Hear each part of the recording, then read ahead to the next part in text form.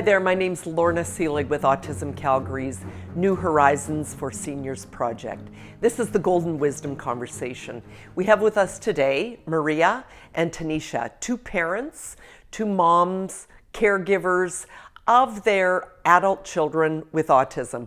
Great conversation today with both of them as they share their wisdom and their story. We hope you enjoy it. Hello, good evening. Thank you for joining us here today, ladies. It really is an honor to have you have this conversation with us. We have Maria and we have Teunisje joining us today. And so, Maria, do you want to start? Tell us a little bit about your family. I'm married. I have a partner of many, many years, and I have two children. And my oldest is my girl, who happens to have a disability, who has been lived with a disability from the age of 3 approximately. And I have a son who is just a couple of years younger, and he's a typical kid. Awesome. So that's my family. Awesome. And I've worked I've worked with Autism Calgary. Some people might recognize me from there. I was there for a number of years. And so I've had a very wonderful experience. But today is about me being a parent, and that's why I'm here. Awesome. To talk about my experience that way. Thanks, Maria. And Teunisje, talk to us about your family, your daughter. Well, thank you for having me. And so we're a family of 4. Like Maria, I've been married many, many years. I guess 35. And I have an older daughter, and will be 34 soon. She lives in Edmonton. She's a theater designer. Mm-hmm. And then I have my other daughter, Lisi, and she has a developmental disability, and she's 31. Okay. And so do your daughters, do they live separate from you? Do they still live at home? Well, Julia lived with us until the age of 28. And I always talk about this because I think I've always known that she would eventually be wanting to live on her own. And I can't tell you how I know that, I just knew it.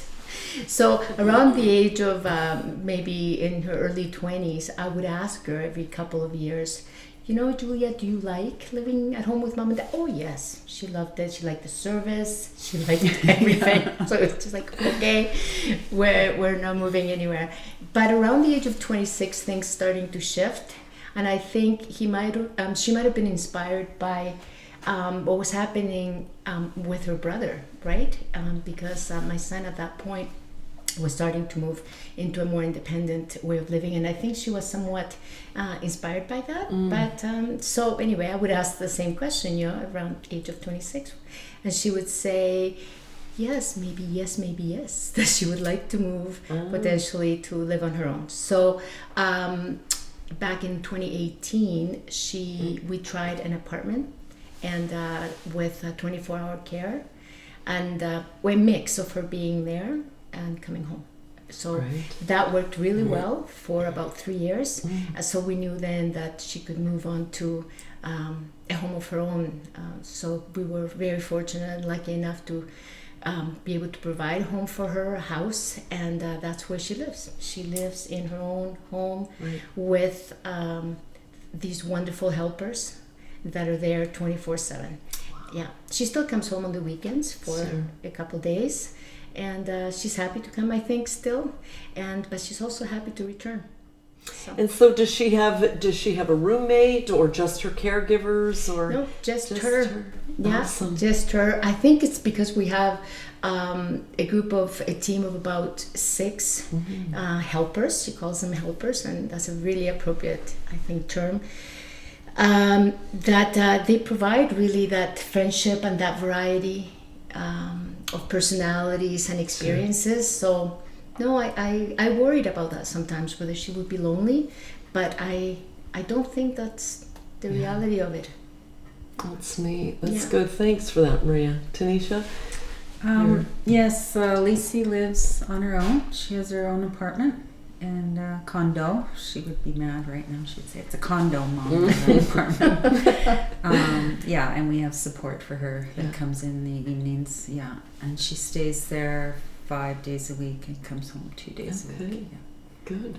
And does she have a day program? What does she do during? Well, she's always worked since high school, but then when COVID hit, she got laid off, and she is on the autism spectrum, so she's had a few layoffs in her kind of working career. So the last one was really tough. So she's not really ready to go back to work, but she is in the IPSI program. Okay, good. Inclusive post-secondary education, and she really enjoys that, and it's really good. So she attends university, but it's audited classes, and then she has facilitators that help her with that. So she enjoys that. Good. And and then she has support workers coming in the evening and help her with supper.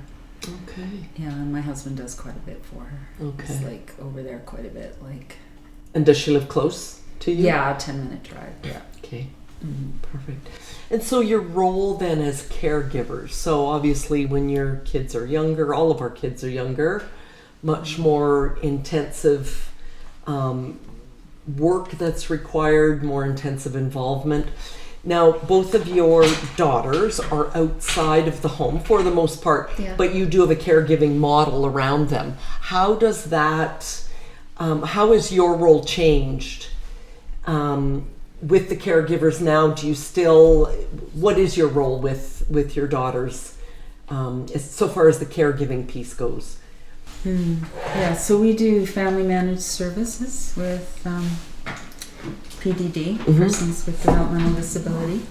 So my role is kind of manager, yeah, I'm the manager of that. So it's just kind of to keep, I call it the team Lisi, right? Kind of keeping everybody on track, and when problems arise, we kind of collaborate on solutions, and just making sure everything gets done. From meals to cleaning the condo, and then she has some medical needs. She also has epilepsy, so just making sure she has her medications and all that. So and she does come home, so then I get to nag her a bit, but it's a week, and then she comes home and, did you take your medication? Yeah. Did you do this? Did you do that? And it's that's funny. Yeah, exactly. Visiting those two worlds.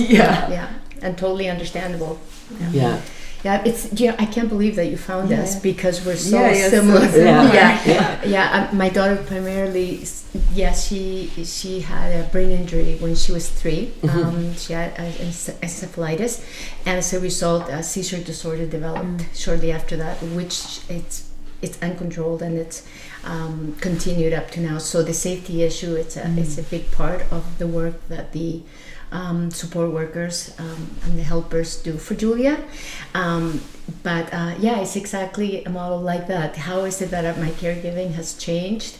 It's moving from really being a lot more directly involved with her, just in every moment, her meals, her medication, her outings, her dress, her wellness, to stepping away from it and now managing the people and helping the people and supporting the people that are supposed to take a look at all of that. So it's been an interesting process, and I think that hiring the right people that share your values, that kind of look at the world similarly to the way that you do, was extremely important. So I don't know if we got super lucky or just honestly blessed, because these young women very much sort of match the way that we run the household, the kinds of foods that we have, the kind of shows that normally Julia sort of grew up with, and the kind of books that she would read, or the kind of activities. So it really worked out, I think, fairly well. It's important, isn't it, to have that match, so that it's somebody that you can trust, somebody that your daughters can trust and feel comfortable with. That's huge, isn't it? Yeah, exactly. And it really takes away, I think when you don't, you could spend so much time just trying to sort of, I don't want to say educate, but guide someone to that place, where if you already hire somebody that has those kinds of belief systems that are similar to yours, then you don't have to worry about that. You know, so yeah. So far as your caregiving role, then it's sort of shifted from, you know, the actual direct care and managing everything to all of a sudden, well, it's probably not all of a sudden, over time, it's shifted to now you've taken more of almost a supervisory role, that more administrative role, right? Like you're probably submitting those invoices and doing the scheduling and making sure that your daughter's needs are met. Is that fair? Yeah, exactly right. Yeah. So, and taken every opportunity that PDD has given us to simplify the model for myself so that the administration doesn't kill me, right? Because there's a lot of accountability with this incredible program, and PDD is an incredible program. It's huge. It's going to be huge in our lives. It's going to provide that wraparound support until really the end of Julia's life. So it's particularly important that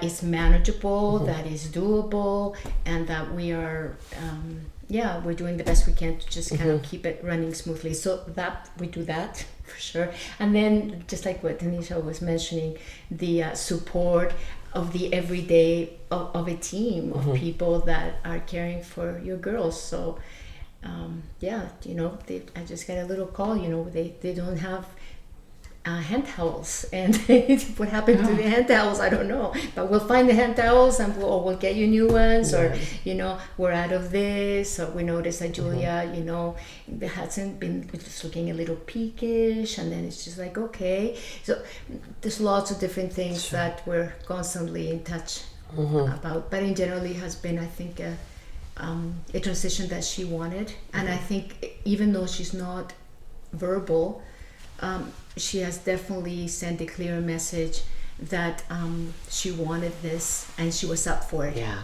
ready for it. Yeah, and she's really the person that I admire the most in the whole team, really, because this is a person that doesn't speak yet, or speaks very little, yet she's, you know, gutsy. Yeah. To just accept these people, right? And accept just leaving mom and dad without You're emotional about that, Maria. Oh yeah. It's big, isn't it? Yeah, it's big. Yeah, she's great. Yeah, it's good. Thank you for being vulnerable about that. Seriously, that's it's a lot. I know. Yeah, and it's not; those are not sad tears. They're honestly really just. It's almost tears of relief and well, she's gratitude. She's just great. I mean, I just adore, you know, her resilience, her strength, her self. She's always been very self-possessed. So sometimes you don't really are not able to really tell that just by looking at her, by living with her. You just know. So that's why I said, you know, I've always known that she was just going to say, well, it's time for me to, you know. That's so neat. Yeah. Well, and I think those transitions that we have as parents, right? Watching these, you know, what are helpless little humans, and all of a sudden they're self-sufficient or mostly self-sufficient or moving in that direction where their reliance on us and their kind of connectedness to us shifts, doesn't it? Yeah. It moves. Thank you. And thank you, Teunisje. Yeah. So let's talk a little bit kind of about next steps, next stages, sort of the long game, like how... Actually, I did want to add something to what you were just saying, Lorna, and it had to do with, and I think this is probably good news to a lot of families, that that maturity, that development that every human being goes through happens to all our kids, right? And it's really important, I think, for everybody to keep their eyes open to see how it develops, and it sort of, here it is, and to jump in and being able to respond to it. Because I think that has been one of the nicest surprises of my life with her, has been that she just became a woman, you know, in her mid-20s, and and wanted to take those steps. So it's been wonderful. And but I couldn't have done any of it without a tremendous amount of support. Like when you think, right? When you think about all the different people that have brought us here. Yeah. It has been, the kindergarten teacher and the OTs and the exactly. right? Yeah. I always say little angels fall out of the sky to help Totally. us, right? Right? You just feel like, how are we going to move to the next step? And then someone will come into your life that just helps move it. I love that. Yeah. It's sort of like if you build it, they will come. If you hold the space for it, they'll arrive, right? Yeah, exactly. I know that we might be stepping sort of outside of what, when you talk to parents with adults with disabilities and you want to create some sort of a to-do manual. I would say that for me, the realization has been that I've gone from sort of thinking that, okay, I needed to have some sort of structure, some sort of plan, to actually know what ended up happening was that in looking and observing Julia as she developed, was that the answers were actually very natural and very it's almost a process of deletion or editing certain things, and certain things are just really not that useful. And in the end, the things that help us all is really what helps Julia. Friendship, music, good food, interesting things to do, ability to rest if she needs it, etc., etc., etc. So did you ever think, so rewind back to when you're young, and they're close in age, right? Julia's what, 33 and 31. Lisa's 31. Yeah. So wind the clock back, 25 years. And did you ever think that you would get to where you are now? This was always my goal. Like she was, I knew when she was I'm a therapist, right? And I was, I think at the time, working in a special care. So I knew infant development, right? And I knew at 3 or 4 months that, she just wasn't doing certain things. And anyway, but then when we, and she went through a series of different diagnoses till they finally landed on what her issue is. But my goal was always that she'd live independently. Right? Like after I got over the initial grief, it was always kind of like, well, you know what? It's okay. Right? Like that was kind of the goal. And maybe she will never live totally independently, but that was always the goal, that I would help her to sort of make the most of her potential, whatever that was. Perfect. Yeah. So, and then back in 2016, actually, at the launch program at Selig Family Foundation, I was actually a facilitator, but at the same time, my husband and I were taking the Launch into Life. And one of the exercises there is to create a vision. You've probably done that for your, where do you want to be in 5 years? And we actually, and parents do it separately, and then the young person does it separately, and then you kind of come together and see which parts match. And so we came up with a collaborative vision that Lisa would have her own condominium.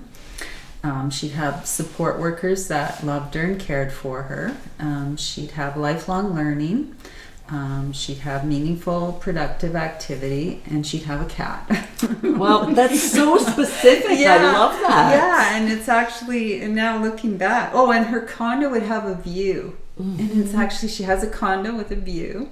And and then now you look back and you go, oh, we met that vision. You kind of forget the vision. It goes to the bottom of the drawer and stuff. But I pulled it out a few months ago, and I went, wow, we pretty much met all those except the cat. So she's getting a cat in spring. Oh, fun. That's perfect. We hope. That's neat, wonderful. though. That's neat to set those set those goals and plan that vision. Yeah. Well, you don't know.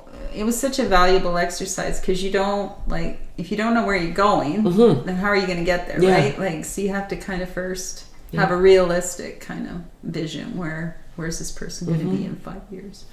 I love that. Have you done any of that visioning and stuff with Julie? I think not as formal as that, but I think I have. I think there's times when I just write down a number of notes, on my iPad, on just a note app. And then I look back and I go, wow, that was something. And I made think it. exactly. And I've never been much of a planner of like way over in the future. And I think the reason why is because along the way there's been so many sort of little surprises where you just realize, oh my goodness.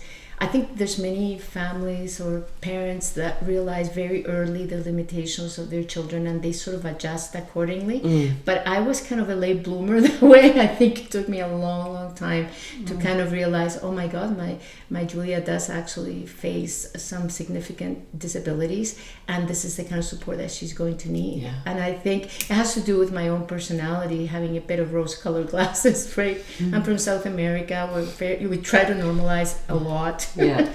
So, but when I look back, yes, I think having those goals and those aspirations, again, just going back to Julia and the things that she loves, because she's a creative person. I've been in the arts for many years. I was, with Autism Calgary for many years as well as a support worker. And so those two areas of, helping and art have always been the things that are closest to my heart. And I think Julia has always been an artistic person. So those things were always important. The environment, that it's going to be a house that's going to be full of light and a view, and the tools are going to be there for her to be artistic if she wanted to. And she loves wonderful food, so I knew that the people that supported her had to be cooks. So I think good. that, except I think my pieces have been, I've just done it in a small bits as opposed to a really long-term vision. I love that. That's good. What about let's just talk about the long game here. Let's just fast forward in, I don't know, pick a number, 20 years from now, 25 years from now. We're all at that similar probably age where, we call it the golden years or the platinum years or whatever. How do you envision things looking for your daughters? In terms of the care, in terms of your involvement right now? Yeah. So my husband does quite a bit for her. And so I think maybe we'd have to go to more of a model like what you have, so that we phase out kind of all the things he does for her and phase in more like 24, more support, like to take over. We're hoping, a lot of it's driving, so we're hoping that the self-driving cars come in soon. Oh, that's I haven't good. thought about that too yet. Yeah. But she can take transit and the bus and cabs and all that, but that gets expensive. So he does a lot of driving. And if he can't do that anymore. And it's interesting because he used to kind of be the major breadwinner, and I looked after the girls, did everything for but now the last few years it's kind of faded that he's doing more and more for the girls, and I'm doing less and less. So but eventually he's not going to be able to do that. And do you ever have those conversations at all, or would your daughters be able to kind of grasp that concept of your involvement shifting, right? In case of illness, in case of, when we're 85, it's, things change, right? Yeah, exactly. My mom is about that age, so I kind of imagine what that would be like for me in watching her. And I'm thinking that, yes, I think the physical limitations that I'm going to face are going to be challenging.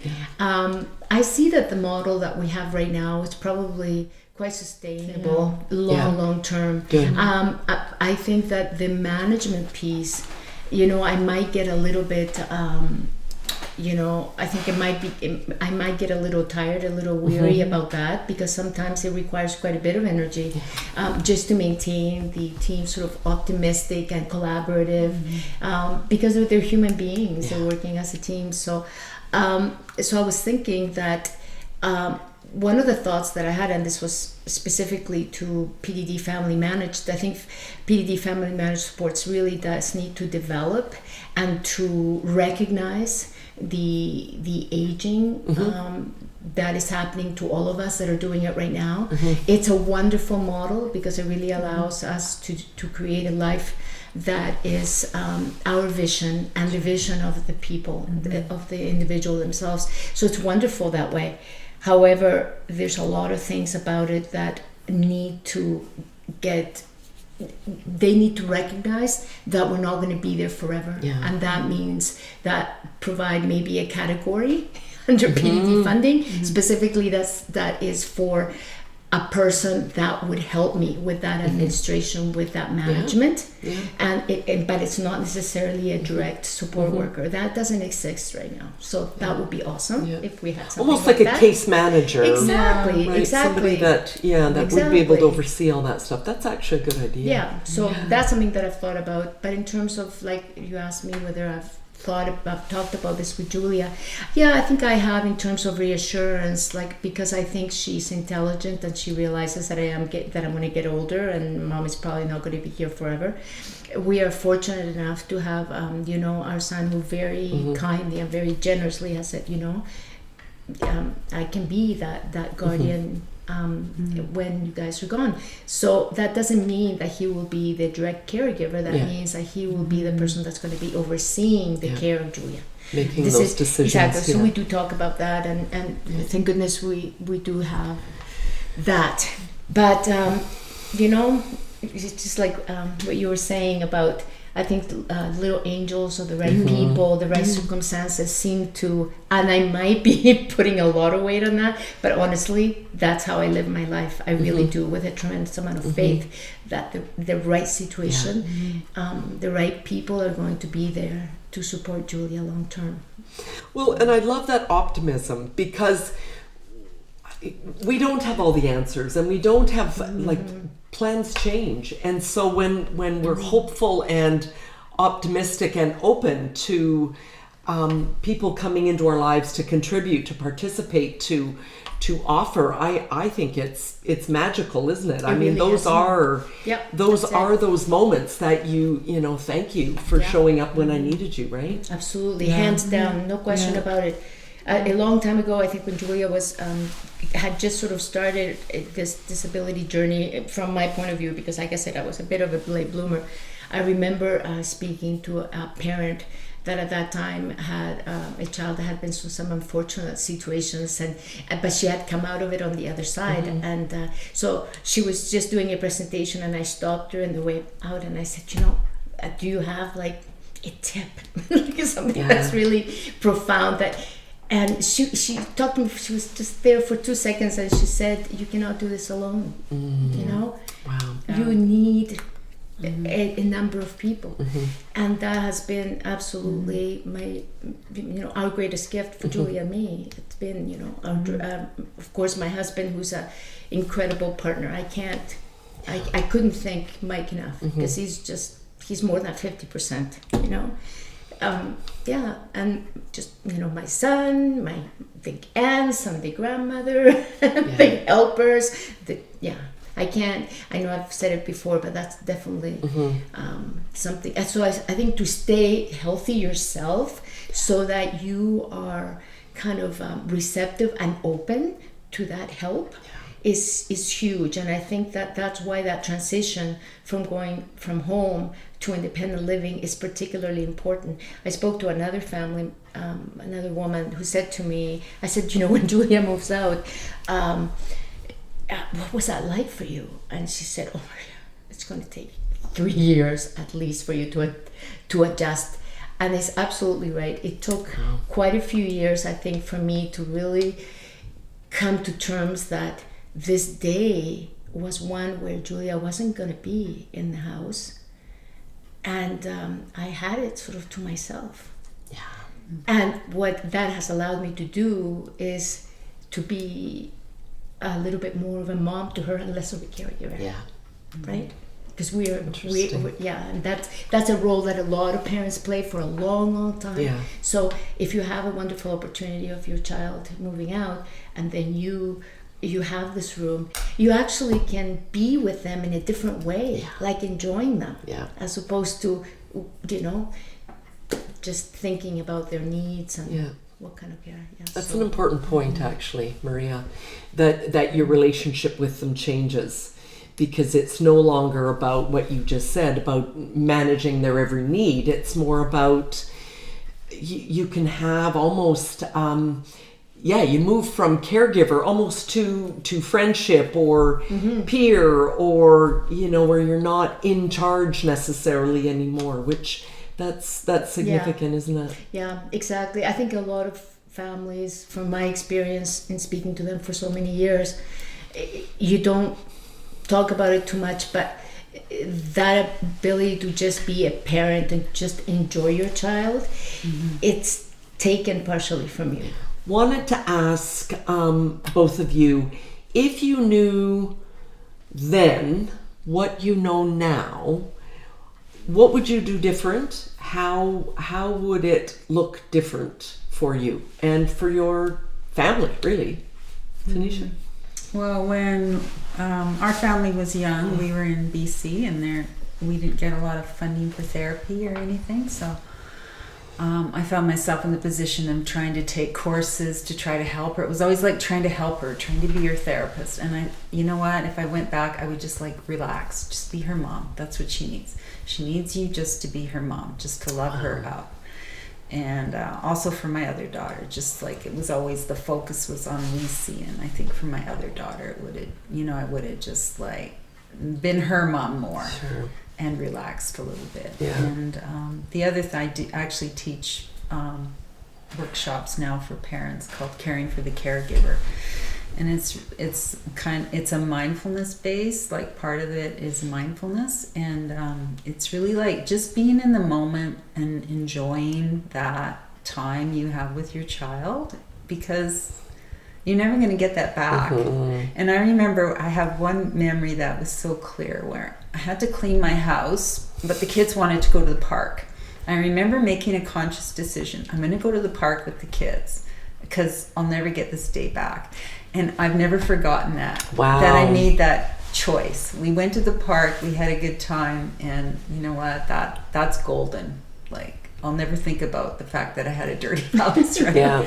Right? But I had that time with my kids, and I think that's the advice I would give. And also to take care of yourself, right? And it is hard. Parents of special needs kids have, more mental health problems. They have more physical health problems, and it's really, really essential just to take care of yourself and, enjoy the journey. Yeah, I agree 100% with what you say, Teunisje, because I feel the same way. If I were to do things over again, I think as you get older, you just get a little bit more relaxed about things, and you're able to see things more clearly. And at the time, we were just discussing, there's almost like a sense of urgency. Almost kind of a fixing, I'm wanting them to be, to move forward and to be different, and I wish, or to just, progress, right? And I mean, what I know now is that she leads the way in terms of, because we're all doing the best we can, including her. So there was no rushing. So what did that urgency do? Did it really help me? I don't know. I don't think so. I think that, sometimes it created tension and stress that was unnecessary. And that kind of sifted into the rest of the family too. My son, for sure, because, he's a sensitive boy. And I think intellectually, we were always very aware that all the children needed time and support.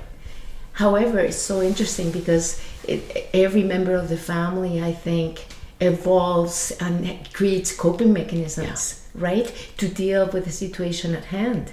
So I think you see many siblings kind of standing up and saying, I'll handle that. I'm very competent. I take care of myself. And they're very proud about that. And actually, in the case of my son, I don't want to betray his privacy too much, but that kind of very independent, self-reliant competence is what developed from that. But I wish in a way that I would have been, more understanding, more softer about that. See him more. Compassion. My other daughter is always very compassionate for people with differences. And then when she was in junior high, I got a phone call from the assistant principal, and I'm like, oh no, what's she done? And the assistant principal said, I just wanted to commend your daughter because there was a bullying incident at school and Aaron stuck up for her. Oh, I love that. Yeah. So yeah, there's some really like precious things come out of it. But going back, I definitely like spend more time validating their emotions and just building that mother-child relationship rather than always like taking on the therapist role. Wow. Yeah, it's difficult to do, and I think when you talk to 30-somethings or 40-somethings, you know, those are the ages where you're a parent and you're. I think it's very difficult to have that kind of perspective. Yeah. That's one of the very nice things I think about being 60-something, is just that that clarity. I think I look forward to even more clarity. Yeah.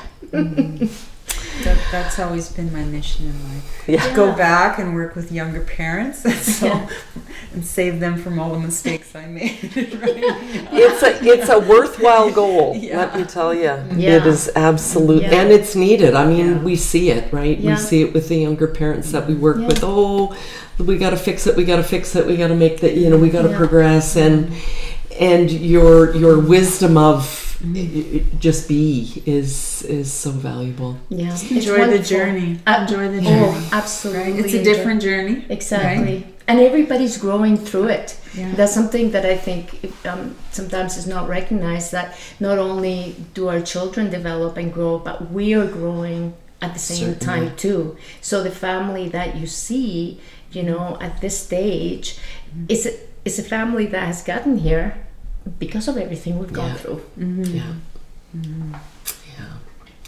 And it's a good thing. It is a good thing. Yeah. Teunisje, Maria, thank you so much for joining us this afternoon. I appreciate your vulnerability, your honesty, and your candidness, and I'm so blessed to have heard your words. Thank you. Thank you. Thank you for having us. Yeah, it's been a pleasure. You were wonderful.